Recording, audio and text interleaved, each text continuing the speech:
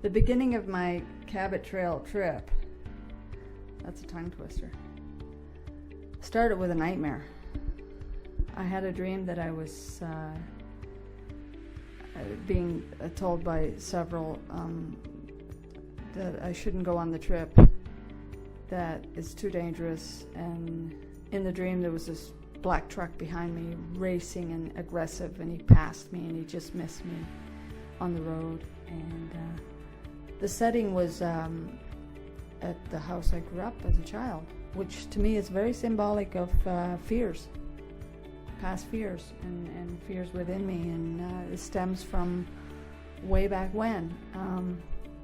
Anyway, so yeah, that was very disturbing, and I was quite uncomfortable with that when I woke up. But I proceeded to get ready and head out anyway. Really tired, hardly slept. But I just thought, no, I'm doing this. And then when I'm leaving, some really strange things are happening. The little bag around my handlebars kept falling off, and I thought, what the heck is this? It doesn't do that. So I got that, and then I go about a block down the street, and didn't I run over a broken bottle, glass. Crunch, crunch, crunch under my tire. Stop the bike, check that out. It's dark out, can't really see anything. But I just continued on, and then my juice bottle fell out of the bag. I was like, what is going on? Maybe I shouldn't go. Maybe this is an omen. And just my fears. And I continued on. I got almost to the ferry in Wood Islands and had to swerve to miss a skunk. I missed him by about a foot. This is starting to really get to me. But anyway, I continued on, and I got the boat, and I headed over to Cape Breton. And when I got to Cape Breton, I was exhausted. So I got a motel, and signing up, and the husband and his wife were there, and he had such a serious look on his face. There was no softness there at all, for me anyway. And he proceeded to say how bikers all the time are getting killed.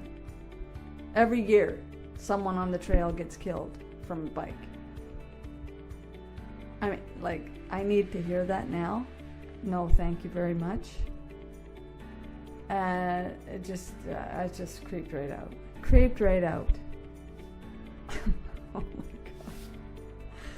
Anyway, I go to bed. I'm exhausted. And I slept. I slept like a baby. I slept really good. And I woke up feeling really refreshed. And I look out the window, and isn't it pouring raining? I'm like, oh, great. But it stopped. And by the way, the folks at the motel who own it and run it are actually very beautiful people. And that next morning, as I was leaving, the man, he had this big smile on his face, just lit up like the sun to me. And he said, "You're going to have a beautiful ride. You're going to be just fine." Yeah.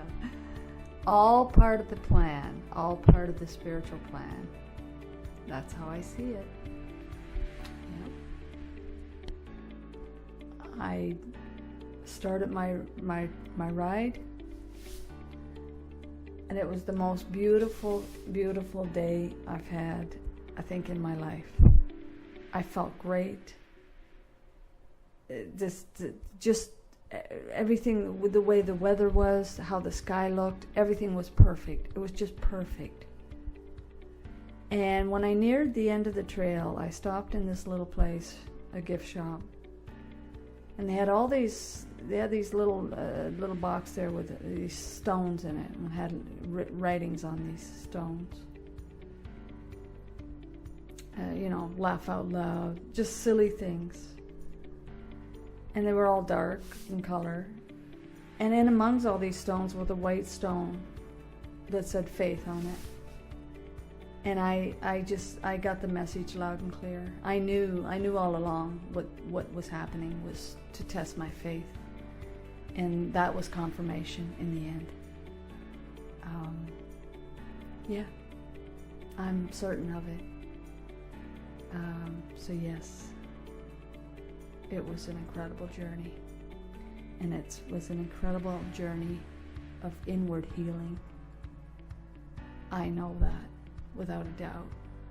And to me, all adventures in life, no matter what they are there as an opportunity for us to look within ourselves and grow, and to face our fears, whatever they may be. And that's what I did this time again. And I'm sure it won't be the last.